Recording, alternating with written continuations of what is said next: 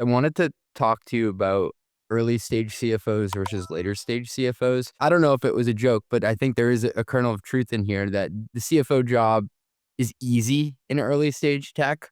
What are people getting away with during that phase? In general, if you look at how tech businesses are running since the start of the internet, you raise money, you have headcount, you put software on the internet or you sell software to folks and you charge for it and everything starts working. And furthermore, in a lot of B2C internet business, at least in SaaS businesses, you actually have to hire a sales and marketing team. They have to go out and sell. They have to figure out how to do stuff. If you're Instagram, like in your early days, you launched and it grew and it made tons of money and nobody had to do a thing, right? My old CFO at Riot, which is the video game company I worked at back, 15 years ago, my joke is that growth was viral and gross margins were 80 or 90%. And so by and large, as a finance team, all you're trying to do is hang on for dear life. Are you getting entities opened enough? Are you making sure that the cash is sort of being managed carefully? Are you thinking through capital markets decisions properly? Like, are you going out and raising money? Like, how are you thinking about all this stuff, right?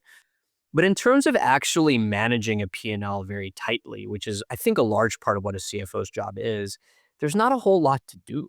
Revenue is coming down at 80, 90%, and all of your costs is headcount. That's it. But if you think about manufacturing company or a global shipping company or any of these companies that are large, complicated, live in the real world and have tight margins, man, you are squeezing pennies out of every dollar and it's hard to find nickels. And you got to be really, really good and efficient to make sure those companies are actually turning a profit, right?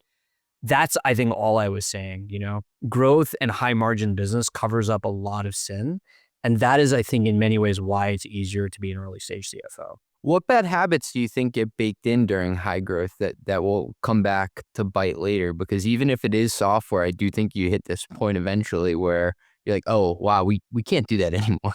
Discipline is really hard to build. And so what ends up happening is getting very clear about productivity metrics and then holding an organization accountable to productivity metrics is very, very hard to do after you've had a run of awesome success. Let's say you've continued scaling, you've continued financing, off of crazy multiples off of the scaling that you've done.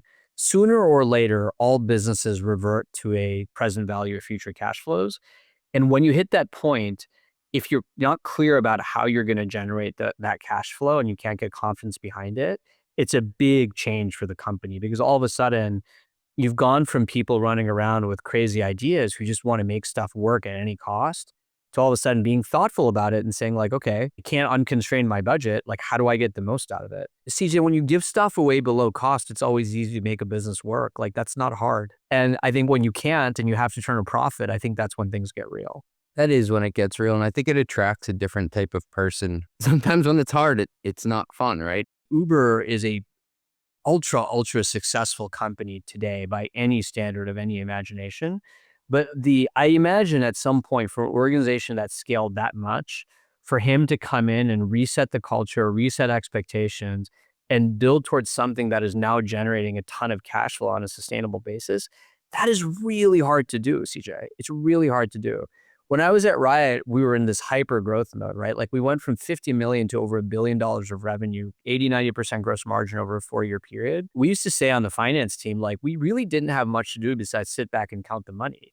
And you couldn't even hold anybody's feet to the fire because all the software developers would come to you and say like, really, you're giving me a hard time over this? Like, look what's going on with the P&L. Like everything I touch is gold. Like leave me alone, Was there ever an inflection point where you had to make that shift? At Riot, no. They have since made that change and the culture has changed a lot because they've had to get responsible because growth slowed.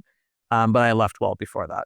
If we think about companies getting responsible and scaling without burning cash, in your mind, Manu, is there like an 80-20 when it comes to where you look to get the most efficiency? Or does it just have to be pervasive? Everything we do has to be efficient. Here's the thing that I've been saying a lot, which is there's a difference between choosing to not be profitable because you're reinvesting cash and not being profitable because you're not turning a profit, right? And so I think about this a lot at Verta, which says everywhere where I can be efficient, I want to be as efficient as possible. Because if I do that, I can then generate the cash that, again, we don't have to stick in our pockets. I can turn around and reinvest it back into product, hire engineers, hire salespeople, right? But that's a choice I'm making versus a lot of businesses at 80, 90% gross margin, they are choosing to not be as efficient as possible because they don't have to be. I have to be. My gross margins are in the 50s. I wonder if that constraint is a good thing though, because it drives focus on everything in OpEx. I met a founder one time. He had exited a business, and I was talking to him about a CFO job a few years ago, and he said something that will stick with me. He's like, one of the things that is true in the Valley is when VCs underwrite product-based companies, they're fundamentally underwriting the product. And if the product works, everything else generally works. They're not underwriting execution, right? If you were underwriting execution, how could you give a first-time founder in their 20s the keys to the car? It's a lot harder, and there's a lot more that has to go right and a lot more that you have to do right in order for a business like that to fly. Whereas if it's just a product-based business and this founder is a visionary, you can get the product exactly right. Once you get that, everything else is gravy. It's fine. It's like Riot Games. If the game is amazing, if we're talking about Call of Duty or something, or like EA made Madden, like people just play the game. How do you think about execution risk versus technical risk from your standpoint as a CFO? I think a lot about execution risk. Yeah. A lot about execution risk because our surface area in execution is so high. We have people's health in our hands. And so to the extent that we're not executing properly, like either healthcare is slipping, healthcare is unsafe, we're not being very efficient with cash, it ends up becoming a problem. I find the execution-based businesses so fascinating. You brought up Uber, and since you said that, I've been thinking about Airbnb. I mean, that's another company that I think their free cash flow is like over 30, approaching 40%, something like that. And the company wasn't always run that way either. And you have to like go out and I don't think they were reinventing the product over and over again. It's kind of still a one-product company, no matter what you call it. That's just by sheer force of will and focus. It's different, right? I'd say like, look, when you're in hyperscale mode and everything is working, you don't have to worry about cash. All you have to do is worry about growth, worry about fundraising, kind of keeping up and making sure everything is okay.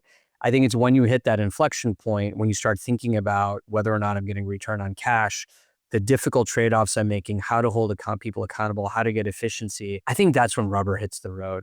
I joke with my team all the time. If we do a bad job, our company doesn't succeed. I am not convinced at some of these other places, if your finance team does a bad job, whether that even matters for the company's success.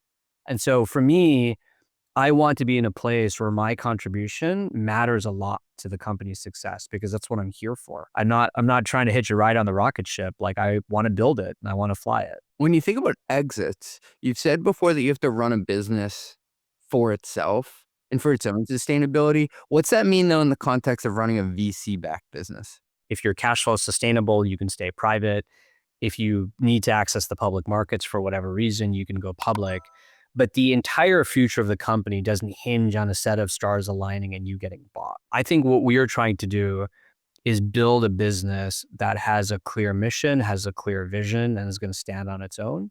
That's the base case. And I think to the extent that somebody shows up and says, wow, I really like this thing and I think it would be better with us, that's a nice upside you can plan for, and that's a decent landing spot. But, for me, you can't rely on that as a way to build a business. Otherwise, like, you got no North Star. You're constantly pivoting and reorienting based on what's going on the market. I've seen a lot of FP&A tools, and Aleph is one of the few that gave me that aha moment within minutes. I remember watching their founder, shout out to Albert, connect my NetSuite data and build me a full P&L live in minutes. Aleph is now trusted by hundreds of leading companies. I've had the CFOs from Turo, 8 Sleep, Zapier, and more on the pod, and every one of them is a huge advocate. I also just published my second annual CFO Tech Stack report, and Aleph has been on the podium both years, including a #1 finish in the $50 to $100 million segment this year. Instead of being just another planning tool, they built a real enterprise-grade data foundation for finance, implemented at startup speed with AI-native workflows woven into its DNA. All your systems, ERP, CRM, HRIS, ATS, product usage, and more, powering one clean, governed data layer that finance can actually trust. And with AI moving as fast as it is, they're pushing even further. MCP, custom AI chatbots, AI-powered variance analysis, and the list keeps growing. Try it with your own data at getaleph.com/run. That is GETALEPH.com/run. Tell them CJ sent you.